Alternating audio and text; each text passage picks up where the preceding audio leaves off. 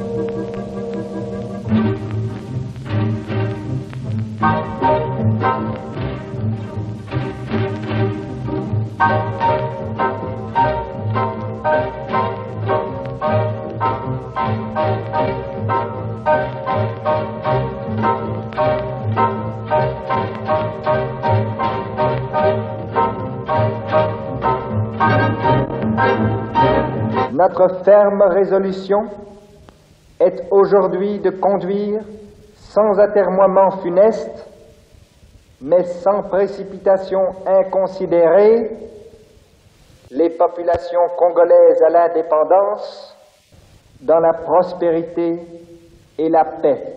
Alors Thierry, le Congo est dominé par la Belgique depuis 1885. Qu'est-ce qui fait qu'en 1959, dans ces images, on est au début de l'année 1959, quel est l'élément déclencheur de ces manifestations qui vont conduire finalement à l'indépendance en juillet 1960 ?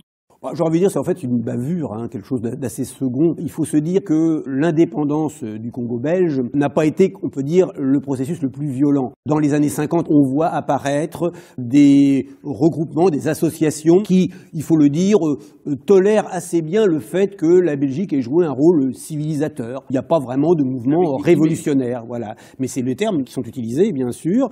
Et donc, les choses se passent plutôt bien. Alors, il y a un mouvement important qui s'appelle l'Abaco, qui est dirigé par Joseph Kasavubu, figure importante qu'on va retrouver bien sûr tout à l'heure, et qui n'a pas de velléité indépendantiste majeure. En fait, le processus commence en 56-57. On va permettre à ce qu'il y ait des élections dans les grandes villes du pays, Léopoldville, entre autres, Stanleyville, Elisabethville. C'est au niveau surtout d'une figure politique, que les choses vont prendre un petit peu de hauteur. C'est Patrice Lumumba, qui en effet entre aussi en politique dans les années 50, mais d'un peu dans ce mode, on l'a dit, assez pacifique, mais qui en 58, lors de son voyage, lors de l'exposition universelle de Bruxelles, rencontre des partis de gauche, parti socialiste, se rendra aussi à un congrès au Ghana, où il rencontre là aussi des mouvements beaucoup plus radicaux, et c'est là qu'apparaît ce mouvement national congolais, dont il va être le leader principal, et que l'on voit aussi une revendication un peu plus appuyée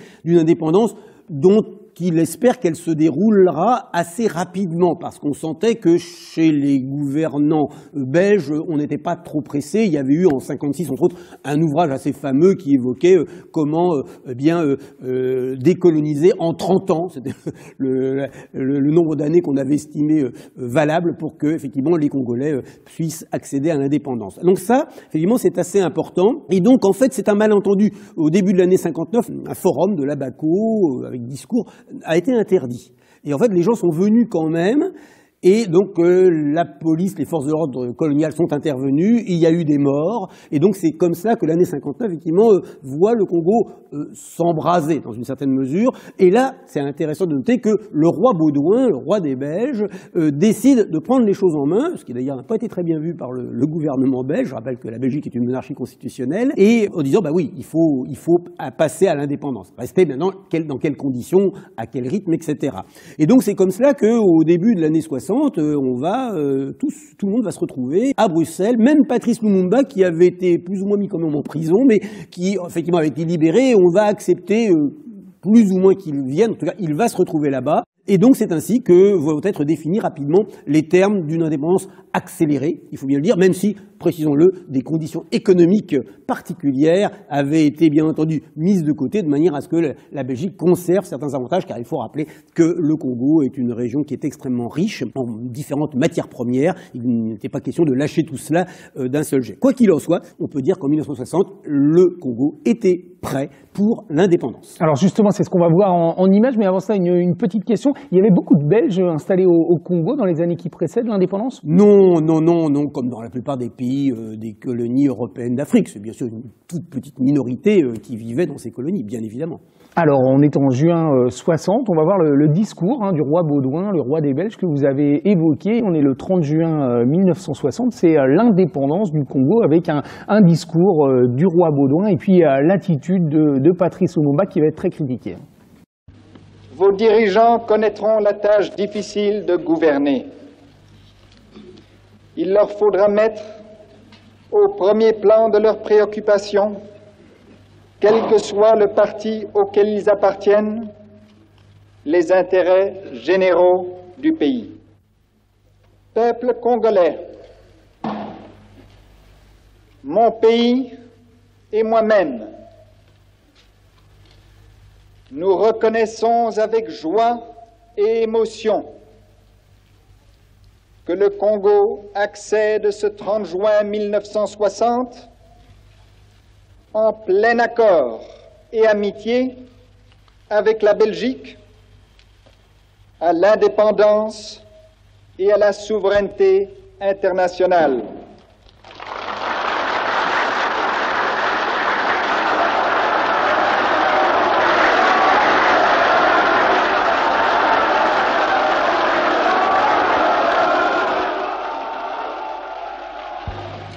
Combattants de l'indépendance, aujourd'hui victorieux,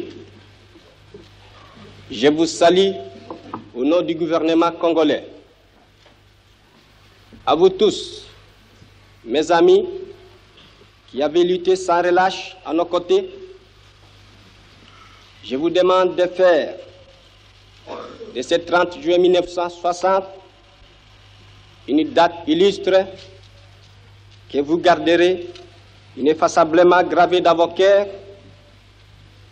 une date dont vous enseignerez avec fierté la signification à vos enfants, pour que ceux-ci, à leur tour, fassent connaître à leurs fils et à leurs petits-fils l'histoire glorieuse de notre lutte pour la liberté. Alors Thierry, on a entendu ce discours du roi Baudouin, jugé un petit peu paternaliste, et puis il y a eu une prise de parole aussi qui, je crois, n'était pas prévue, c'est celle de Patrice Lumumba qui va revenir sur les exactions aussi de la période coloniale, une période coloniale au Congo qui a été particulièrement dure, particulièrement cruelle. Hein. Oui, alors il faut peut-être redéfinir qui sont les personnages que l'on voit à l'écran, effectivement, et ce qu'ils sont à ce moment-là. Donc le 30 juin, c'est en fait une date officielle, mais l'indépendance est déjà en cours. Il y a eu des élections législatives qui a fait que les deux grandes formations, l'Abaco donc de Kasavubu et le mouvement national congolais Lumumba, sont vraiment côte à côte. Et on va trouver en fait un arrangement. Kasavubu va devenir le président, Joseph Kasavubu va devenir le président, et Patrice Lumumba, que nous entendons effectivement faire le second discours après celui du roi, va être donc le Premier ministre.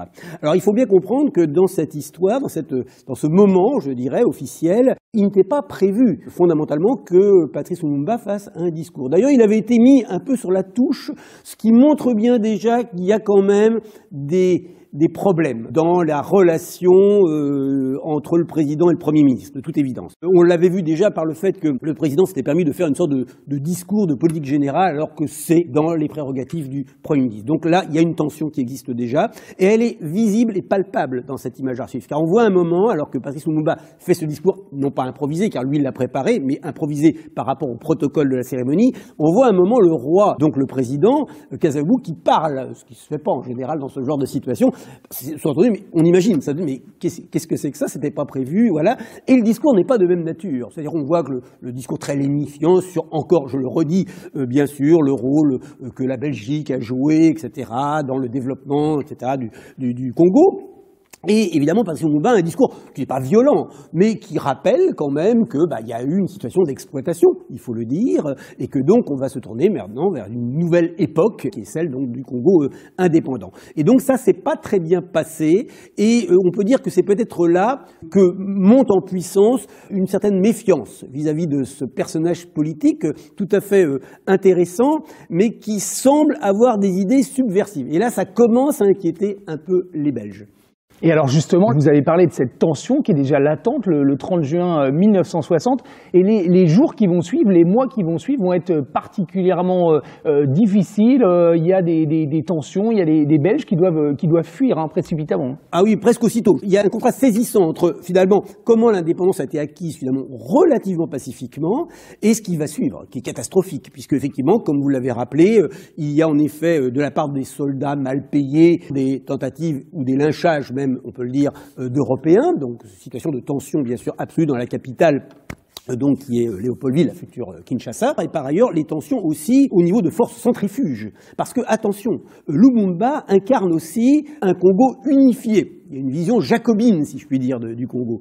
Alors qu'il y a des mouvements séparatistes qui existent, y compris d'ailleurs dans la région d'origine de Lumumba, le Kasaï. Ce sont les zones où il y a d'ailleurs des ressources minières importantes. Et bien sûr, je pense au Katanga. C'est le Kasaï qui a été le premier d'ailleurs à bouger. Et le Katanga, surtout avec Moïse Tshombe, qui très vite va vouloir faire bande à part. Donc très vite, en fait, le Congo entre dans une sorte déjà de guerre civile. Et ça, c'est donc dès le mois de juillet que ça commence. Et c'est ce qui va conduire en effet à une crise politique extrêmement grave. Et crise politique qui va notamment donner lieu à la mort de Lumumba. On est en janvier 1961, ce qui est évoqué dans les images qu'on va visionner. Le président Tshombe et l'abbé Fulbert Diolou, président de la République du Congo, ont quitté Elisabethville à destination de Jadoville pour y effectuer la visite des installations de l'Union minière du Haut-Katanga. Le traître Lumumba et ses codétenus Okito et Mpolo se sont évadés la nuit dernière de leur lieu de détention au Katanga.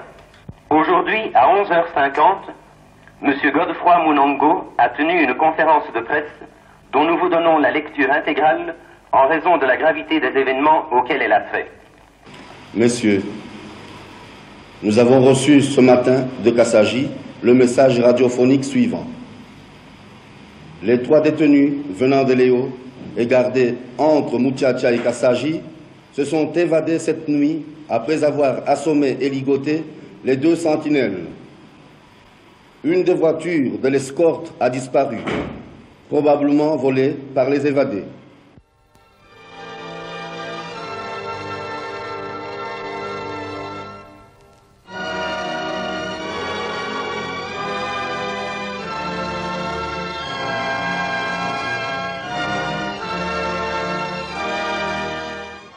Alors on le voit dans ces images, ces tensions politiques que vous avez évoquées vont atteindre un paroxysme avec la mort, la mise à mort, l'assassinat de Patrice Lumumba en janvier 1961. On a longtemps accusé l'ancienne puissance coloniale d'être derrière cet assassinat. Oui, d'ailleurs on peut tout de suite dire que ce qu'on a pu entendre dans ces images d'archives, bien sûr, est totalement faux. C'est vraiment la version officielle qu'on a voulu donner de ces événements. Bon, rappelons effectivement que mi-septembre, Patrice Lumumba, qui déjà était en conflit avec Kasavubu, l'un cherchant à démissionner l'autre en dépit de la Constitution, avait abouti en fait déjà à l'apparition d'un personnage qui va jouer un rôle considérable dans l'histoire du Congo, de l'ex-Congo belge. J'ai nommé bien sûr Joseph Désiré Mobutu. Quelqu'un qui d'ailleurs n'était pas spécialement une grande figure militaire, mais qui a pris un peu de galon et qui, en fait, eh bien, va faire un coup d'État. Le premier coup d'État, mais un coup d'État qu'il fait, je dirais encore dans un cadre qui se veut officiel. C'est-à-dire, en fait, il choisit le camp de Kasavubu et il choisit en fait le camp de qui? Il choisit le camp de ceux qui ont décidé qu'en effet, Lumumba était un personnage indésirable, devenu indésirable. Alors, pourquoi cela? Parce que, on l'a dit, les fréquentations avant l'indépendance de Lumumba le rendaient suspect. Alors, disons-le tout de suite, Lumumba n'est certainement pas un horrible soviétique acquis, voilà. Non, non, mais simplement, il avait des idées progressistes. Et alors, effectivement, pour les Belges qui veulent conserver la main sur les ressources minières, c'était improbable de laisser ce personnage, bien sûr, diriger un pays dans lequel se trouvaient justement ces ressources minières. Or, quand le Katanga fait sécession, logiquement, Lumumba décide d'intervenir pour récupérer le Katanga. Et c'est là qu'il est stoppé. Il est stoppé par l'ONU. Il est stoppé, bien sûr, par les Belges, qui sont bien sûr derrière tout cela, et les Belges qui soutiennent, évidemment, Moïse Tshombe et le mouvement sécessionniste. Et c'est ça qui, en fait, est à l'origine de la chute de Lumumba, qui est évidemment totalement isolé, y compris au niveau international. Il tentera de s'enfuir. Il est arrêté, fait prisonnier et exécuté. On l'envoie d'ailleurs au Katanga, où là, on se doute bien qu'évidemment, il allait lui arriver malheur. C'est ce qui lui arrive, mais on crée une sorte de version d'évasion improbable, etc., pour masquer tout cela. Le paradoxe, d'ailleurs, c'est que plus tard, Lumumba redeviendra une figure essentielle de l'unité congolaise et de l'indépendance congolaise. Mais à ce moment-là, il est vraiment persona non grata. Et là, en effet, le pays entre dans une sorte de période un peu floue, où, en fait, les règles, on va dire, démocratique, semble vouloir à nouveau revenir autour de deux figures. D'ailleurs, Tshombe et Kasavubu. Tshombe devient Premier ministre en 64-65. Ils doivent lutter alors contre, effectivement, les Lumumbistes qui tiennent le maquis à l'est du Congo. Mais celui qui va, effectivement, tirer son épingle du jeu, eh bien, on va le voir dans un instant, c'est un certain Joseph Désiré Mobutu. Qui va prendre le pouvoir en 1965. On le voit dans l'extrait des archives de la RTBF. Nous sommes en 1965. Le Congo indépendant vit ses derniers jours de régime démocratique. Joseph Kasavubu est encore président de la République. Joseph Mobutu. Ce jour-là, il élève le général-major Mobutu au grade de lieutenant-général. Le commandant en chef de l'armée nationale congolaise, le général-major Mobutu, Joseph Désiré, ici présent, est nommé lieutenant général. Mobutu réalise un rêve qui doit éveiller en lui de nouvelles ambitions. Il porte désormais le même uniforme que le roi Baudouin, l'ex-roi des Congolais. Quelques jours plus tard, il dépose le président Kasavubu et suspend la démocratie pour 5 ans, dit-il.